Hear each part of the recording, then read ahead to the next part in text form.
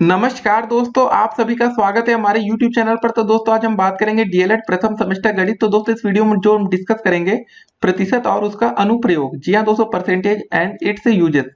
तो दोस्तों ये हमारे वीडियो सीरीज की पार्ट नंबर 8 है। तो सबसे पहले इस वीडियो में हर रोज की तरह हम पहले बहुविकल्पीय प्रश्नों को डिस्कस करेंगे, फिर अति लघुत्तरीय, फिर लघुत्तरीय प्रश्नों को। तो आज का पहला बहुविकल्पीय प्रश्न क्या रहा? 9/10 बराबर है। तो दोस्तों इसको परसेंटेज में अगर आपको बदलना है तो कैसे करेंगे? ये दोस्तों आपका लिखा 9/10 है ना। परसेंटेज में बदलने के लिए हमें 100 से गुणा करना पड़ता है। अगर परसेंटेज दिया तो 100 से भाग करते हैं। एक जीरो से एक जीरो कट जाएगा। 10 गुणे 9, 9 मतलब 9 दामा 90 या 10 9 90। तो इसका जो आंसर आएगा दोस्तों आपका ये आएगा, सी विकल्प आ जाएगा। ठीक है ना। तो इसको हमने परसेंटेज में बदल दिया। ठीक है। अब दोस्तों अगर इसको हम परसेंटेज का चिन्ह हटाएंगे तो क्या हो जाएगा? 90 बटे हो जाएगा आपका 100 हो जाएगा। ठीक है, एक जीरो से एक जीरो कट गया। 9/10 फिर से आ गया ये। ठीक है ना, 9/10। तो ऐसे होता है ये क्वेश्चन। तो काफी आसान प्रश्न था।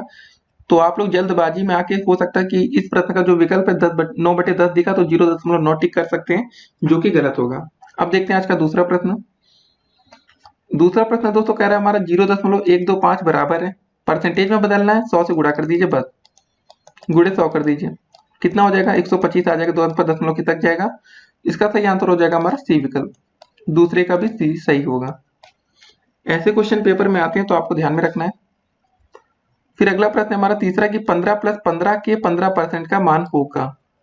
पहले 15 लिखा है, प्लस 15 के 15 मतलब 15 गुणे 15%। तो पहले हो जाएगा 15 दोस्तों, प्लस का 15 गुणे 15। ठीक है, 15 लिखेंगे, जब परसेंटेज का चिन्ह हटता है तो 100 से भाग हो जाता है। इसको ध्यान में रखना है। 5 ये 15, 5 दूनी 10, 0। फिर 5 ये 15, 5 चौके 20।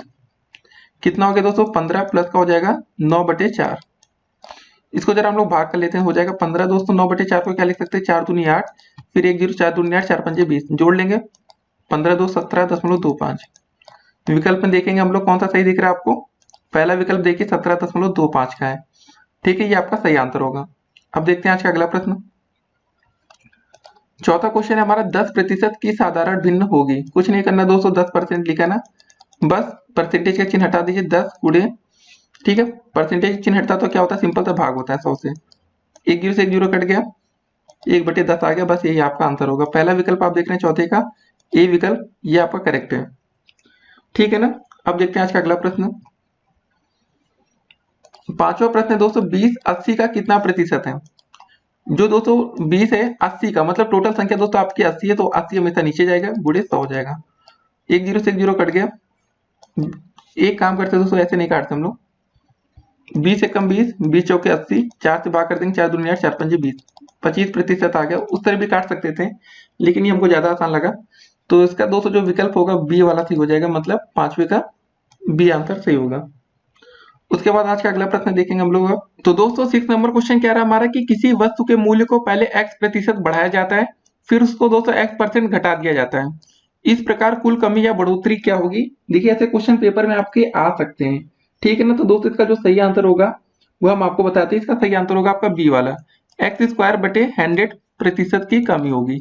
ठीक है ना। अब देखते हैं दोस्तों आज का हम लोग अगला प्रश्न देखेंगे। इसका सही आंसर बी था, इसको ध्यान रखिएगा। तो सातवां क्वेश्चन दोस्तों हमारा क्या रहा कि निम्न में से कौन सी संख्या 2 का 100% प्लस 100 का 2% के बराबर है? तो ऐसे क्वेश्चन भी पेपर में आ सकते हैं। मतलब समझिए आपका 2 का 100% मतलब 2 गुणे 100% निकालना है। ठीक है ना। इसका प्लस का दोस्तों 100 का 2% मतलब 100 आपका होगा 100 गुणे में 2% निकालना है। ठीक है। तो 2 का 100% मतलब दोस्तों क्या हो जाएगा? 2 गुणे 100, परसेंटेज का चिन्ह हटेगा तो 100 से भाग होता है, आपको पता है। प्लस का 100 गुणे 2 है, बटे में परसेंटेज का चिन्ह हटेगा, 100 से भाग होगा। 100 से 100 ये कट गया, 100 से 100 ये कट गया। 2 और 2 200 जोड़ लेंगे, 2 + 2 बचा। यहाँ पर आपका आंसर आ जाएगा 4। कितना आसान सा प्रश्न था, देखने में कठिन आपको भले लग रहा हो, लेकिन जो इसका सही आंसर होगा वो 4 होगा। सातवें का डी हमारा विकल्प सही है। अब देखते हैं आज का अगला प्रश्न। तो हमारा आठवां प्रश्न क्या रहा कि किसी वस्तु का मूल्य 50 रुपए से बढ़ाकर 60 रुपए कर दिया जाता है, यह कितने प्रतिशत की वृद्धि होती है? तो दोस्तों इसका जो प्रारंभिक मूल्य था 50 रुपए, अब 60 रुपए हो जाता है। तो मतलब 60 में से हम जब 50 घटा लेंगे पहले, तो दोस्तों हमें पता चल गया कि भाई जो उसका मूल्य था वो 10 रुपए बढ़ जाता है। ठीक है ना। तो इसमें कितनी प्रतिशत की वृद्धि हुई, जब इसको निकालना है तो दोस्तों हम बटे करेंगे पहले जो इसकी वृद्धि हुई है 10 बटे प्रारंभिक मूल्य 50 गुड़े 100। आप 60 मत करिएगा दोस्तों, क्योंकि हमने 50 से निकालना है हमें। 50 एकम 50, 50 दूनी 100, 10 गुड़े 2 हो जाएगा आपका दोस्तों यहाँ पर सिंपली 20%। इसका आंसर आ जाएगा। ठीक ना। विकल्प देखते हैं जरा हम लोग। 8वें का डी विकल्प यहाँ पर बिल्कुल करेक्ट आंसर है। तो ऐसे क्वेश्चन पेपर में आएंगे तो आप लोग कर लेना है। फिर उसके बाद बात करेंगे आज का 9वां प्रश्न देखेंगे हम लोग। 9वां क्वेश्चन क्या है कि 24 80 का कितना प्रतिशत होगा।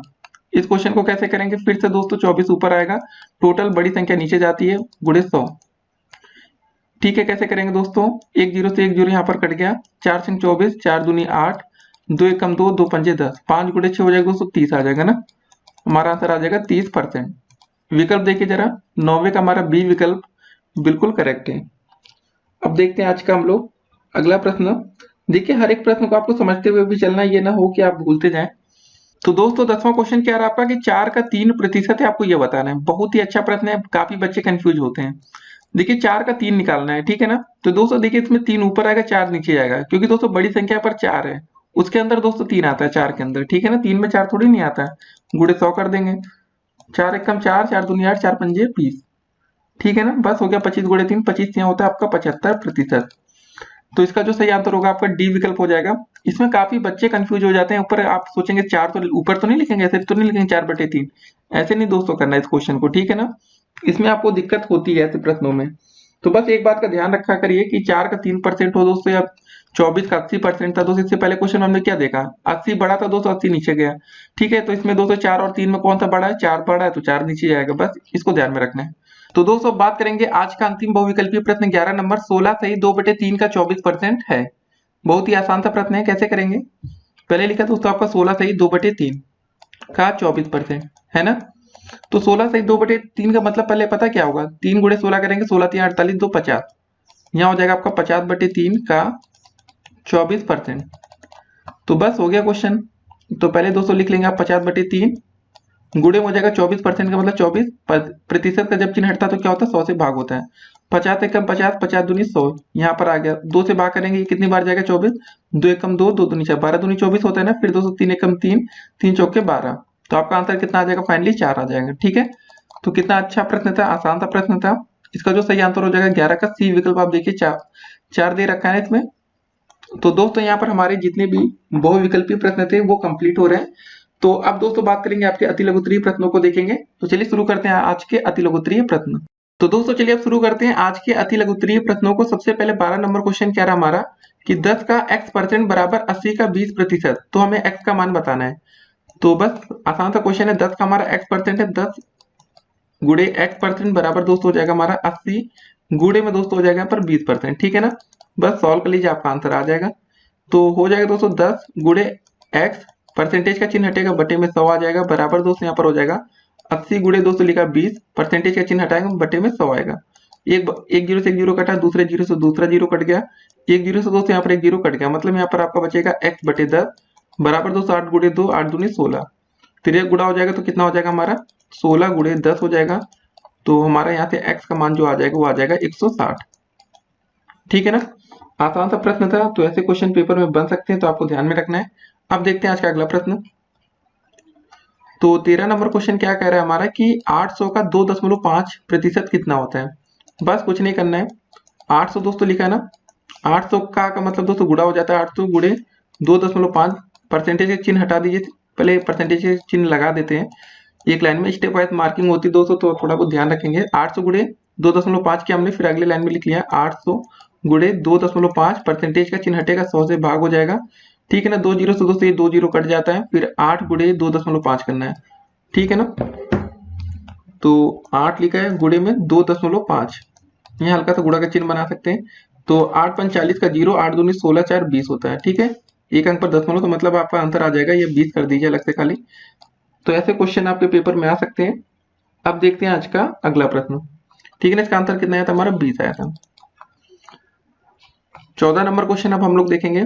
क्या बोल रहा है दोस्तों क्वेश्चन में कि 14 केले 15 दर्जन किलो का कितना प्रतिशत होता है। 14 केले दोस्तों पहले बताइए, एक दर्जन में कितने केले होते हैं। एक दर्जन में दोस्तों आपको पता है कि 12 केले होते हैं। तो 5 दर्जन में कितने हो जाएंगे दोस्तों, 5 दर्जन में हो जाएंगे हमारे 12 गुड़े 5, ठीक है ना। 5 दर्जन में टोटल हमारे केले आ जाएंगे 60, 12 पंजे 60 होता है।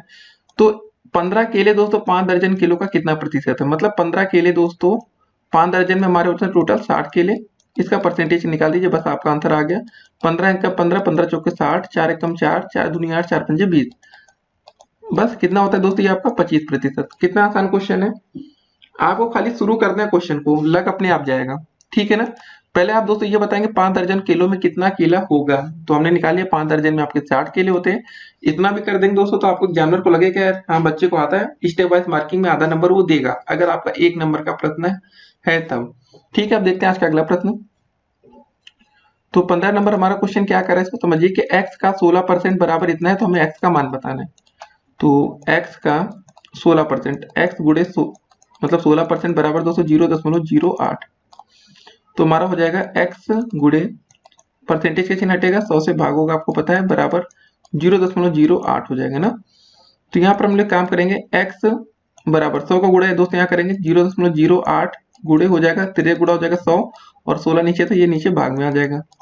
तो कितना हो जाएगा हमारा इस लाइन के बाद x बराबर हो जाएगा दोस्तों, जब गुड़ा करेंगे 100 का 2 अंक पर दशमलव दोस्तों, तो दशमलव हट जाएगा, बचेगा नीचे 8 बचेगा, नीचे बचेगा 16, 8 एक 8, 8 दूनी 16। तो यहाँ से दोस्तों x का मान आ जाएगा 2 से 1/2 आ जाएगा, इसके आप लिख सकते हो 0.5।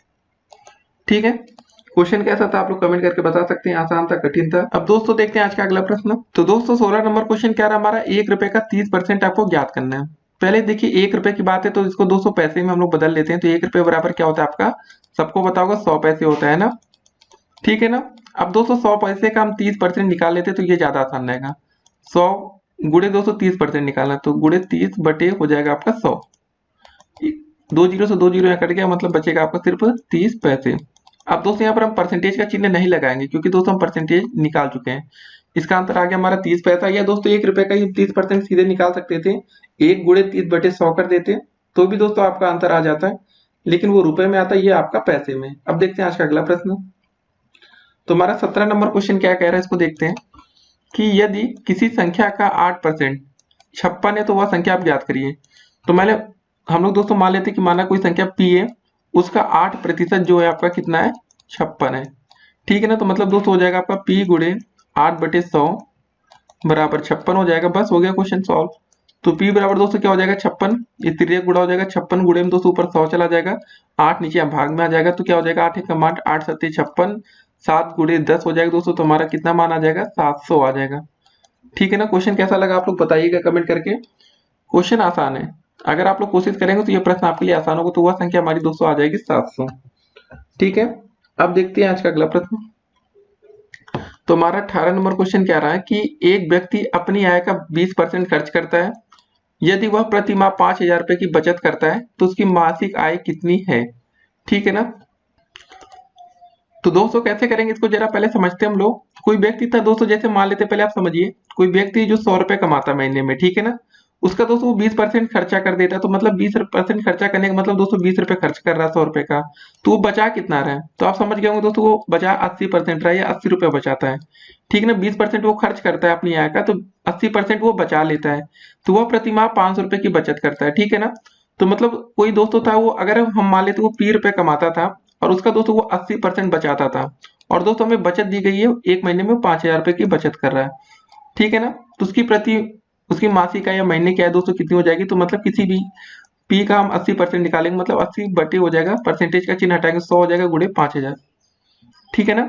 तो तिरक गुड़ा कर लेते हैं हम लोग यहाँ पर, पी बराबर दोस्तों हो जाएगा 5,000। ठीक है ना। गुड़े में दोस्तों हो जाएगा 100, बटे में हो जाएगा आपका 80। तो 1 जीरो से 1 जीरो यहाँ कट जाएगा, फिर 8 एकम 8, 8 छंग 48, 8 दूनी 16, 8 पंच 40। तो बस हो जाएगा p बराबर दोस्तों 625 गुड़े 10 कर देंगे तो हमारा कितना आ जाएगा 6,250 रुपए। ठीक है ना। तो दोस्तों उसकी जो मासिक आय हो जाएगी वो इतने रुपए हो जाएगी, 6,250 रुपए वो कमाता है, जिसमें से दोस्तों वो सोचिए कि 5,000 रुपए की बचत कर लेता है। तो सोचिएगा आप लोग भी दोस्तों, अगर आपकी इनकम इतनी कम होगी तो क्या आप इतना बचत कर पाएंगे। तो ठीक है, ये क्वेश्चन था दोस्तों, ऐसा होता रहता है क्वेश्चन में। अब देखते हैं आज का अगला प्रश्न कि 19 नंबर क्वेश्चन है, माना कि एक संख्या का 30% 95 से 5 कम है, तो वह संख्या आपको ज्ञात करनी है। तो दोस्तों सोचिए जरा, आपको इस प्रश्न को कैसे कर सकते हैं। जैसे मान लेते हैं, मानो कोई संख्या x है, x का दोस्तों जो 30% है, तो दोस्तों जो हमारा x का 30% होगा वो 95 से 5 कम है, तो मतलब आप समझ लीजिए 95 से पहले 5 घटा लेंगे तो आ जाएगा आपका 90। तो आप समझ जाइए कि कोई संख्या x का 30% 95 से 5 कम है, तो मतलब x गुणे 30 बराबर दोस्तों हो जाएगा, x का मतलब 30% है ना, 95 से 5 कम हो गया दोस्तों वो 90 हो गई। तो बस इसको आप सॉल्व कर लेंगे, x गुणे 30 बटे हो जाएगा 100 बराबर 90। ठीक है, तो एक जीरो से एक जीरो यहाँ कट जाएगा, तो यहाँ बचेगा दोस्तों हमारा x गुणे 3 बटे 10 बराबर 90। तो इसका जरा तिरिया गुणा कर लेते हैं, तो हो जाएगा दोस्तों आपका 90 गुणे में 10 चला जाएगा ऊपर, बटे यहाँ 3 आ जाएगा, भाग कर लेंगे 3 3 का 9 0। तो यहाँ से हमारा x का मान जो आ जाएगा वो आ जाएगा 300। ठीक है ना, तो ये हो जाएगा हमारा प्रश्न, इसका उत्तर हो जाएगा 19 नंबर का उत्तर हमारा आ जाएगा 300। अब देखते हैं आज का अगला प्रश्न। तो हमारा दोस्तों जो 20वां क्वेश्चन है इसको कैसे करेंगे अब देखते हैं। 150 का 12% कितना होगा। ठीक है ना, 150 रुपए। अब इससे पहले हमने 1 रुपए का निकाला था, तो इसको हम लोग पैसे में बदलने की कोई जरूरत नहीं है, डायरेक्ट इसको हम कर सकते हैं। 150 रुपए का 12% मतलब 150 गुणे 12 बटे 100। तो दोस्तों यहाँ पर आपका क्या हो जाएगा, सिंपल सा, एक जीरो से एक जीरो ये कट जाएगा। ठीक है ना, 2 छंग 12, 2 पंजे 10 हो जाएगा, 5 एकम 5, 5 या 15 हो जाएगा, 6 गुणे 3 हो जाएगा दोस्तों आपका 18। ठीक है ना, 150 का जो 12% होगा वो हो जाएगा आपका 18 रुपए। तो ऐसे क्वेश्चन आ सकते हैं पेपर में, तो रुपए का चिन्ह यहाँ बना छोटा सा, तो आप ध्यान रखेंगे तो 18 आपका आंसर आ जाएगा। आगे लिख भी दीजिएगा 18 रुपए। अब देखते हैं आज का अगला प्रश्न। तो हमारा 21 नंबर क्वेश्चन, और दोस्तों आज का अंतिम अति लघु उत्तरीय प्रश्न है, इसके बाद लघु उत्तरीय क्वेश्चन आएगा। 0.085 को प्रतिशत में आपको बदलना है। देखिए जिसमें परसेंटेज दिया होता है उसमें हम 100 से भाग करते हैं, जहां परसेंटेज का साइन नहीं होता उसमें 100 से गुणा करते हैं। 0.085 को परसेंटेज में बदलने के लिए 100 से गुणा कर दीजिए आप, परसेंट में आपका ये आ जाएगा। तो जब 100 से गुणा करेंगे तो दोस्तों जो दशमलव का अंक होगा 2 अंक पर खिसक जाएगा, तो ये बचेगा 8.5%। ठीक है ना, ये आपका आंसर हो जाएगा। तो क्वेश्चन दोस्तों कैसा था आप कमेंट करके बता सकते हैं, आपको समझ में आ रहा है कि नहीं आ रहा है ये भी बताइएगा। तो अगर दोस्तों जैसे हम बोले कि 8.5 को आपको परसेंटेज का चिन्ह हटाना है, मतलब ऐसे नॉर्मल में बदलना है, तो आप क्या करेंगे, 8.5 बटे क्या कर देंगे, परसेंटेज का चिन्ह हटेगा, 100 से भाग हो जाएगा। फिर दोस्तों अब इसका मतलब कितना आ जाएगा, 0.0, ठीक है ना, 0.085 ही आ जाएगा। ठीक है, ये आपको दोस्तों आ जाएगा नॉर्मल में, फिर इसको परसेंटेज में बदलें तो हमारा 8.5 आ गया। तो बस आप ऐसे ही इस तरह के क्वेश्चन कर सकते हैं। अब चलिए दोस्तों देखेंगे आज के लघु उत्तरीय प्रश्न। उससे पहले अगर आप लोग अभी तक चैनल पर नए हो तो चैनल को सब्सक्राइब कर लीजिएगा। ठीक है ना, जिससे आने वाली दोस्तों यूट्यूब की हमारी हर एक वीडियो आप तक सबसे पहले पहुंचे, और इस वीडियो को अधिक से अधिक शेयर करिएगा ताकि दोस्तों आपके भी दोस्त परसेंटेज के क्वेश्चन को आसानी से कर सके। अब चलिए देखते हैं आज के लघु उत्तरीय प्रश्नों को। तो दोस्तों चलिए शुरू करते हैं आज के लघु उत्तरीय प्रश्नों को। सबसे पहले 22 नंबर क्वेश्चन क्या रहा हमारा, यदि x का 10% प्लस 150 का 20% 50 है तो x का मान आपको यहाँ पर ज्ञात करना है। देखिए समझिए क्या लिखा है, x का 10% मतलब दोस्तों x गुणे 10% लिखा है, प्लस का दोस्तों लिखा है 150 का 20% मतलब 150 गुणे 20%। ठीक है ना, ये आपका ऐसे लिखा है, बराबर दोस्तों आपका दिया गया है 50 हो। तो आपको यहाँ पर x का मान बताना है। ठीक है, किसका मान, ये x का मान निकालना है। ये दोस्तों यहाँ पर गुणा का चिन्ह है। देखिए x इसीलिए होता है ना कि कभी कभी दोस्तों दो x लगने लगते हैं। तो पहले देखिए जो ये परसेंटेज का चिन्ह हटता है, तो एक बात समझना है, जब ये परसेंटेज का चिन्ह हटेगा तो दोस्तों यहाँ पर क्या हो जाता है, 100 से भाग हो जाता है, याद रखना है आपको। प्लस 150 गुणे में दोस्तों क्या है 20 लिखा है ना, जब परसेंटेज का चिन्ह हटेगा तो यहाँ पर 100 से भाग हो जाएगा, बराबर हो जाएगा आपका 50। एक जीरो से एक जीरो कट गया, एक जीरो से एक और जीरो कट गया आपका, यहाँ एक जीरो से दोस्तों एक जीरो ये कट गया, बचा यहाँ पर दोस्तों x बटे 10। ठीक है ना, प्लस का दोस्तों बचा 15 गुणे 2 मतलब 15 दूनी होता है 30 बराबर 50। तो यहाँ हमारा क्या हो जाएगा, x बटे 10 बराबर दोस्तों हो जाएगा 50, इधर 30 जाएगा माइनस का हो जाएगा, यहाँ से हो जाएगा हमारा x बटे 10 बराबर 20। तो दोस्तों यहाँ से x का 10 का गुणा यहाँ पर हो जाएगा 20 गुणे 10 हो जाएगा ना ये, तो हमारे यहाँ से x का मान आ जाएगा 200। तो ऐसे क्वेश्चन पेपर में आ सकते हैं, तो आपको देखिए तैयार रखना है। आप प्रैक्टिस जितनी ज्यादा करेंगे दोस्तों उतने ही ज्यादा दोस्तों आपको प्रश्न और उत्तर समझ में आने लगेंगे। तो बस वही होती है, मैथ में प्रैक्टिस बहुत ही जरूरी होती है। अब देखते हैं आज का अगला प्रश्न। तो हमारा जो 23 नंबर क्वेश्चन है इसको देखते हैं जरा हम लोग। प्रश्न है कि उस संख्या का 70% क्या होगा जिसका 300% 120 है। तो दोस्तों सबसे पहले मान लेते हैं वो संख्या आपकी क्या है, x है। ठीक है ना, तो हमें जिसका 300% 120 है, दोस्तों मान लेते हैं जो हमने संख्या मानी x है, तो मतलब अगर हमारा x का 300% दोस्तों क्या हमारा 120 है। ठीक है, समझिए इस बात को। तो x का 300% निकालेंगे तो मतलब 300 परसेंटेज का चिन्ह हटेगा तो हमने क्या बोला 100 से भाग हो जाता है। 2 जीरो तो 2 जीरो कट जाएगा यहाँ पर, पहले 120 ऐसे लिख लेते हैं प्रॉपर। ठीक है, ऐसा हो गया। तो दोस्तों मतलब x गुणे 3 बराबर हो गया आपका 120। तो दोस्तों यहाँ से x का मान निकालेंगे, हो जाएगा आपका 120/3। 3 चौके 12 जीरो। तो दोस्तों हमारा यहाँ से x का मान कितना आ गया, 40 आ गया। ठीक है ना, x का मान अगर हमारा 40 आ गया है तो क्या बोला था, उस संख्या का 70% क्या होगा, मतलब हमें बताना 40 का 70% क्या होगा। ठीक है ना, तो 40 गुणे 70/100 कर दीजिए, बस हो गया आपका आंसर। एक 2 जीरो से 2 जीरो कट गया, 7 गुणे 4 7 चौके 28, बस ये हो गया। देखिए समझ जाइए इस क्वेश्चन को कैसे आपको करना है। पेपर में ऐसे प्रश्न आ सकते हैं। बोला गया था कि उस संख्या का 70% क्या होगा। हम लोग ने सबसे पहले माना वो संख्या आपकी x है जिसका 300% 120। तो सबसे पहले दोस्तों हमने इसको सॉल्व किया क्योंकि दोस्तों इसकी वैल्यू हमें दी गई थी। तो x का 300% बराबर हमने माना 120 दिया गया क्वेश्चन में। तो यहाँ से हमारा x का मान आ गया 40। तो हमें बोला गया था उस संख्या का मतलब x का 70%, तो 40 का 70% निकाल लिया, हो गया। ठीक है ना, अब देखते हैं आज का अगला प्रश्न। तो 24 नंबर हमारा प्रश्न क्या रहा है कि यदि चीनी के भाव में 10% की कमी आए तो गृहिणी अपने व्यय में कितने प्रतिशत की वृद्धि करे ताकि व्यय अपवर्तित रहे। तो इसको कैसे करेंगे आइए देखते हैं। तो दोस्तों देखिए इस क्वेश्चन में आपको एक बात को समझना पड़ेगा। जैसे बोला गया था यदि चीनी के भाव में 10% की कमी आए तो गृहिणी अपने व्यय में कितने प्रतिशत की वृद्धि करे ताकि उसका व्यय अपवर्तित रहे। समझिए एक बात को पहले इसमें माने, जो हमने पहले मान लेते दोस्तों कि जो दोस्तों इसका जो कुल व्यय है वो 100 रुपए महीने का है। ठीक है ना, माना गया दोस्तों कि कोई गृहिणी है जो एक महीने में 100 रुपए खर्च करती है। ठीक है, फिर दोस्तों उसमें बोला जाता है कि इसमें 10% की कमी आती है। 10% की कमी आने का मतलब दोस्तों अब जो वो महीने में जितना उसका व्यय होगा वो 90 रुपए हो जाएगा। ठीक है ना, इसलिए दोस्तों हमने 100 माना था कि अगर 10% की बात होगी तो 10 रुपए इसमें से घटा देंगे। 20% की बात होगी तो दोस्तों ये जो महीने का उसका खर्चा होगा 80 रुपए हो जाएगा, 20 घटा देंगे। समझिए, इसीलिए इसको हमने 100 माना कि आपको करने में आसानी हो। ठीक है ना, अब दोस्तों बताइए कि उसके व्यय में पहले कितने प्रतिशत की वृद्धि हो गई, आपको ये भी तो देखना है ना। व्यय में वृद्धि पहले आप यहाँ से निकाल लेंगे। व्यय में जो इसकी वृद्धि हो जाएगी दोस्तों कितनी हो जाएगी, सोचिए आप लोग जरा। मतलब पहले प्रारंभिक मूल्य होगा माइनस वर्तमान मूल्य, प्रारंभिक मूल्य माइनस का वर्तमान मूल्य। तो इसका प्रारंभिक दोस्तों मूल्य कितना था ये बताइए। पहले वो 100 रुपए खर्चा करती थी। ठीक है ना, उसके बाद दोस्तों 10% की कमी आ जाती तो वर्तमान मूल्य दोस्तों हो गया 90। तो दोस्तों जो उसके व्यय में वृद्धि हो गया वो कितना रुपया क्या होगा, 10 रुपए की वृद्धि हो गई। अब दोस्तों बताना है कि कितने प्रतिशत की वृद्धि वो कर दे कि उसका व्यय अपवर्तित रहे।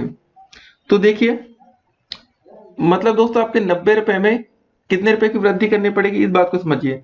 90 रुपए में दोस्तों जो वृद्धि करनी पड़ेगी दोस्तों 10 रुपए की करनी पड़ेगी। ठीक है ना, तो 1 रुपए में जो वृद्धि दोस्तों आपको यहाँ पर करनी पड़ेगी वो हो जाएगा आपका 10/90। ठीक है, वैसे दोस्तों जब हम इसको परसेंटेज में निकालेंगे या 100 रुपए में दोस्तों जब वृद्धि करनी पड़ेगी तो 10/90 गुणे हो जाएगा आपका 100। इसको सॉल्व कर लेंगे, जो आएगा वही आंसर हो जाएगा। 10 गुणे 10 ऊपर हो जाएगा आपका 100/9, भाग कर लेंगे कितना हो जाएगा 9 एकम 9। ठीक है ना, फिर दोस्तों हो जाएगा 9 एकम 9, 11 9 99 होता है ना, बस वही होता है दोस्तों, बस 11 सही 1/9%। अगर दोस्तों आपको इस प्रश्न में कुछ भी समझ में नहीं आया तो आप कमेंट करके पूछ सकते हैं, आपको फिर से बता दिया जाएगा। फिर से देखिए एक बार हम समझा देते हैं। क्वेश्चन में यह कहा गया था आपका कि कोई दोस्तों चीनी के भाव में 10% की कमी हो जाती है। ठीक है, तो पहले हमने माना जो गृहिणी थी दोस्तों वो महीने में 100 रुपए खर्चा करती थी। जब दोस्तों 10% की कमी होती तो 10% उसमें हमने 10 घटा लिया सीधे। ठीक है, अगर दोस्तों बोला जाता है कि भाव में दोस्तों 25% की कमी आती तो हम यहाँ 25 रुपए घटाते हैं।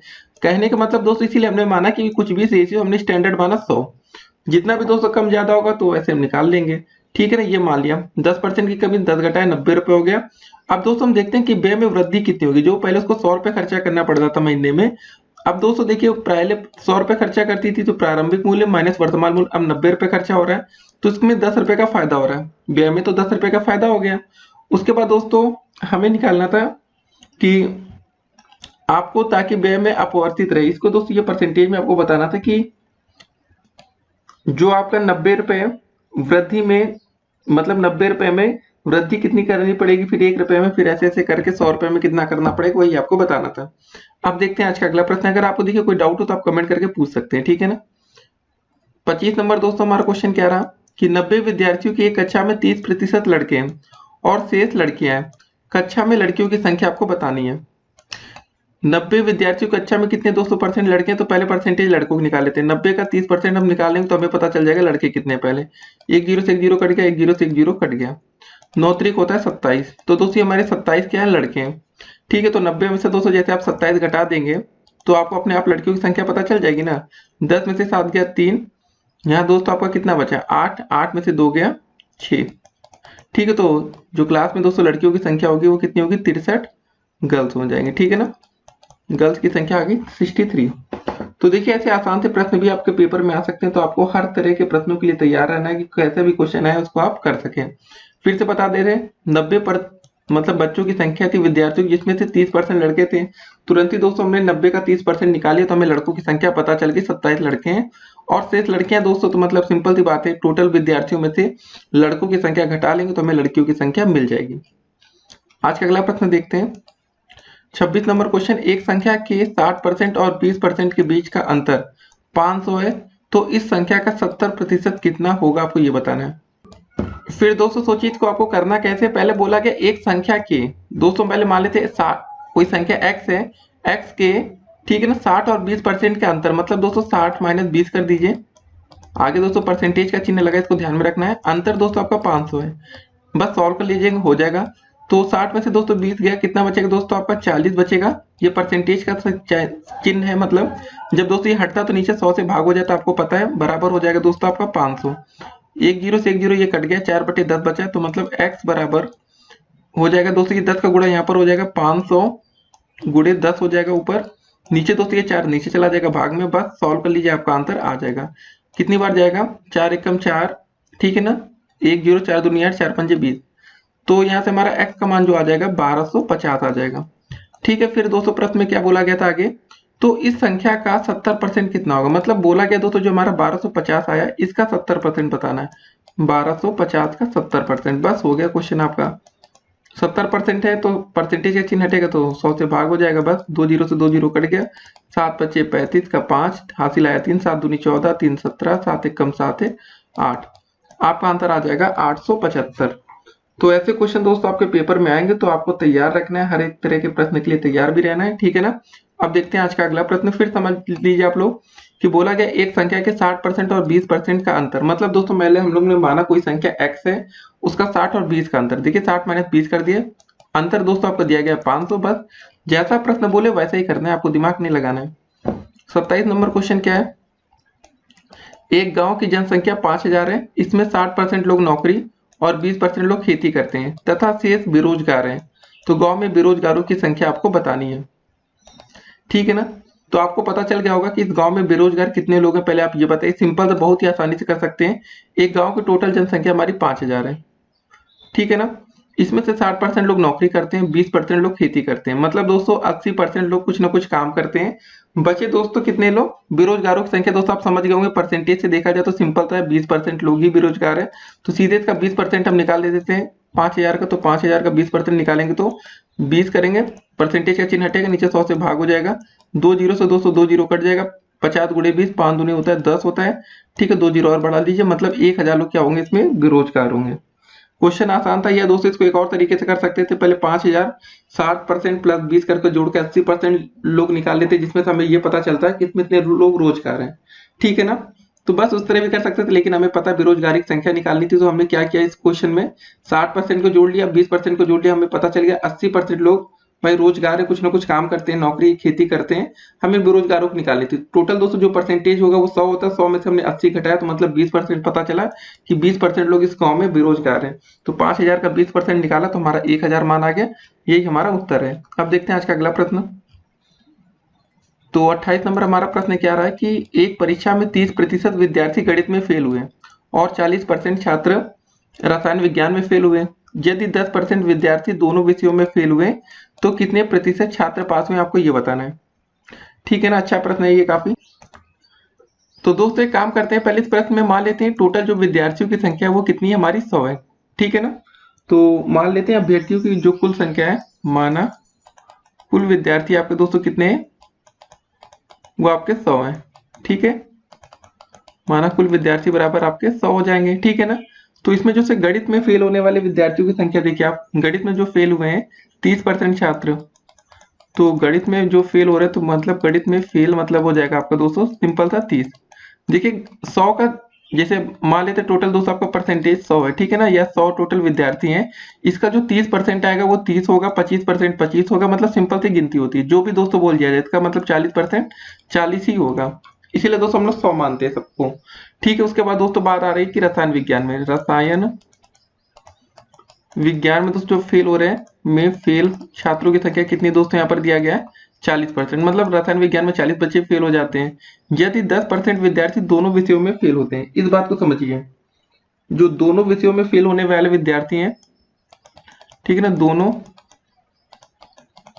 विषयों में फेल आपके टोटल कितने हैं दोस्तों, यहाँ पर दिखा रहा है 15, इसको ध्यान में रखना आपको, ठीक है ना। दोनों विषयों में फेल आपके विद्यार्थी 15 नहीं दोस्तों, यहाँ पर दिया गया 10 है हमारा, ठीक है ना, इसको जरा ध्यान में रखिएगा। जो दोनों विषयों में फेल हो रहे हैं छात्र वो कितने हैं दोस्तों आपके यहाँ 10 हैं, ठीक है ना, ये हो जाएगा 10। तो हमें बताना है कि कितने प्रतिशत छात्र यहाँ पर पास हो रहे हैं, ठीक है, आपको ये बताना है, फेल होने वालों ने बताना पास। अब पहले दोस्तों हम इसमें ये देखेंगे केवल गणित में फेल होने वाले छात्रों की संख्या कितनी होगी। जब हम बात करेंगे केवल गणित में फेल होने वाले छात्रों की संख्या, ठीक है ना, केवल गणित में फेल, तो दोस्तों इसको क्या करेंगे पता है हम लोग, 30 में से यहाँ पर 10 घटा लेंगे, 30 माइनस 10 करेंगे तो हमारा आ जाएगा 20, केवल गणित में फेल होने वाले छात्रों की संख्या 20 है।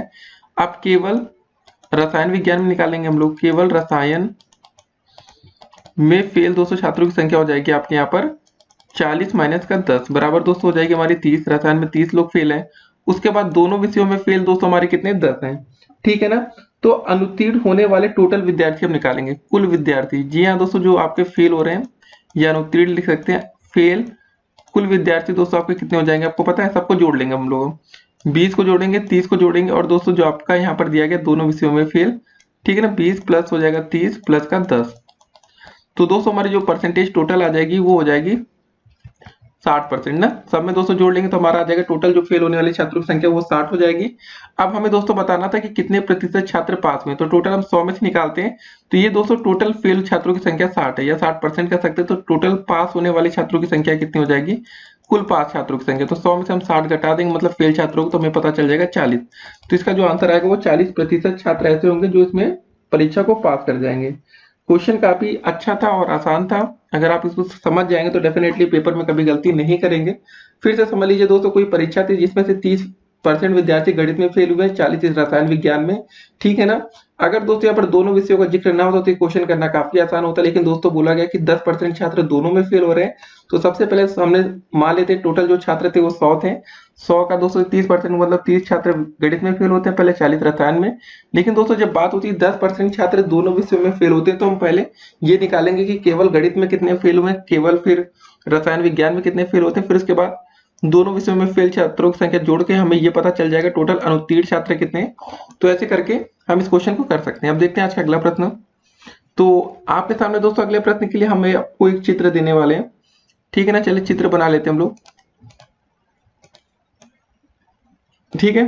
ये दोस्तों आपका ऐसा कुछ चित्र बन जाएगा, तो इसमें हमें करना क्या है इसको समझिए पहले। तो इस क्वेश्चन में दोस्तों आपको कुछ ऐसा दिया गया, ठीक है, ऐसे ऐसे दोस्तों लाइनें कर दी गई हैं, तो ऐसे क्वेश्चन पेपर में आ सकते हैं, आपको जरा ध्यान भी देना है। और यहाँ पर भी दोस्तों ऐसे लाइन खींच दी गई, मतलब दोस्तों इसको 3 भाग में डिवाइड किया गया है, इस बात को समझना है आपको, ठीक है ना। तो बताना था कि चित्र का कितने प्रतिशत भाग छायांकित है, ठीक है, आपको ये बताना है। तो दोस्तों ये टोटल 4 भाग में डिवाइड है, 1 2 3 4, आपको दोस्तों यहाँ पर दिख रहा है 3 भाग आपका छायांकित दिख रहा है ना। तो दोस्तों काफी आसान क्वेश्चन है, आपको बताना कि कितना भाग छायांकित है, तो मतलब आप समझ गए होंगे इसका 3 भाग छायांकित है, टोटल भाग दोस्तों कितने आपका 4 है, 1 2 3 4 आपने देख लिया, 3 भाग 1 2 3 इसको काउंट कर लेंगे, तो मतलब बताना कितना प्रतिशत भाग, तो मतलब 3/4 गुणे 100 कर देंगे, ठीक है ना, भाग कर देंगे 4 दूनी 4 5 20, मतलब 25 गुणे 3 हो जाएगा आपका 75% भाग क्या है इसका दोस्तों छायांकित है। क्वेश्चन आसान था, लेकिन हो सकता है कि आपसे गलतियां हो सकती हैं, तो आप ऐसे क्वेश्चन कभी भी आए तो पहले आप ये काउंट कर लेंगे कि कितना प्रतिशत भाग छायांकित, तो पहले आप देख लेंगे दोस्तों टोटल इसको 4 पार्ट में डिवाइड है। तो पहला पार्ट गिन लेंगे, 1 पार्ट, 2 पार्ट, 3 पार्ट। 3 पार्ट आपका छायांकित है, और दोस्तों जो पहला वाला था ये छायांकित नहीं है, मतलब इसमें रंगा वंगा नहीं है। तो आप समझ जाएंगे टोटल आपका 4 है, तो जो नीचे टोटल रहता है दोस्तों, टोटल हमेशा नीचे आता है, और कितना है वो ऊपर रहेगा, गुणे 100 कर देंगे, हो जाएगा। अब देखते हैं आज का अंतिम प्रश्न दोस्तों। अगर आपने इसको कर लिया तो समझ लीजिए आप पेपर में एक अच्छा स्कोर कर पाएंगे, ठीक है ना। क्वेश्चन क्या है हमारा, इसको देखते हैं कि, तो दोस्त इससे पहले हमने जो क्वेश्चन ये देखा था, अब देखते हैं 30वां क्वेश्चन आज का। चीनी का मूल्य 16 रुपए प्रति किलोग्राम था, उसका मूल्य घटकर 14 रुपए प्रति किलोग्राम हो गया, चीनी के मूल्य में कितने प्रतिशत की कमी हुई। तो दोस्त इस समय होली का सीजन चल रहा है और हम बनारस में हैं, और ये वीडियो बनारस से बन रही है फिलहाल। तो दोस्त यहाँ पर थोड़ा होली में पटाखे भी देखते हैं, तो हो सकता है कि बैकग्राउंड में थोड़े पटाखे की आवाज आ सकती है, तो हैप्पी होली आप लोगों को पहले, ठीक है ना। तो दोस्तों चलिए इसको सॉल्व करते हैं क्वेश्चन। कि पहले जो चीनी का मूल्य था 16 रुपए प्रति किलोग्राम था, उसका मूल्य घटकर दोस्तों 14 रुपए हो जाता है। तो चीनी के मूल्य में कितने प्रतिशत की कमी हुई। तो दोस्तों पहले ये निकालते हैं, पहले इसका दाम कितना था, 16 रुपए था। अब दोस्तों इसका दाम घटकर कितना हो जाता है, 16 से घटकर 14, घटा लेंगे दोस्तों कितना रुपए हो गया। अब 2 रुपए प्रति किलोग्राम इसका जो मूल्य था दोस्तों वो कम हो गया, ठीक है ना। तो इसमें कितने प्रतिशत की कमी हुई आपको ये बताना है। तो मतलब दोस्तों कितनी परसेंटेज निकालना, तो 2 बटे हो जाएगा दोस्तों इसका जो चीनी का प्रारंभिक मूल्य था 16 हो जाएगा, गुणे 100 कर लेंगे, जो आएगा दोस्तों वही आंसर होगा। 2 एकम 2, 2 अट्ठे 16, ठीक है, 4 दूनी 8, 4 दूनी 8, 4 पंजे 20, मतलब दोस्तों आ जाएगा आपका 25/2%, या इसको आप ऐसे लिख सकते हैं, 12 होता है ना, एक सही 12/2, 12 दूनी 24, 1 25, ये भी हो सकता है आपका आंसर।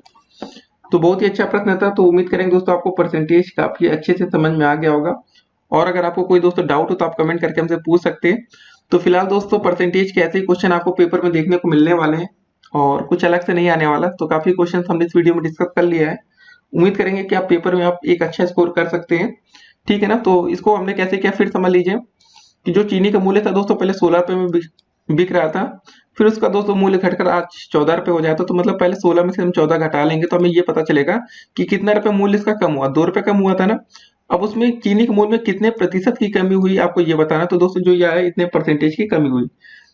आपको ये समझना है ना कि 2 रुपए का दोस्तों जो हम इसका परसेंटेज निकालेंगे वो उसके प्रारंभिक मूल्य से निकालेंगे, 2/16 करेंगे। आप ये मत सोचिएगा 2/14 कर दिया इसका दाम तो कम हो गया, क्योंकि दोस्तों इसका जो परसेंटेज में कितनी वृद्धि या कमी होगी वो आपके प्रारंभिक मूल्य से ही तो पता चलेगा ना कि पहले कितना पैसा लगता था, ठीक है। बस हो गया।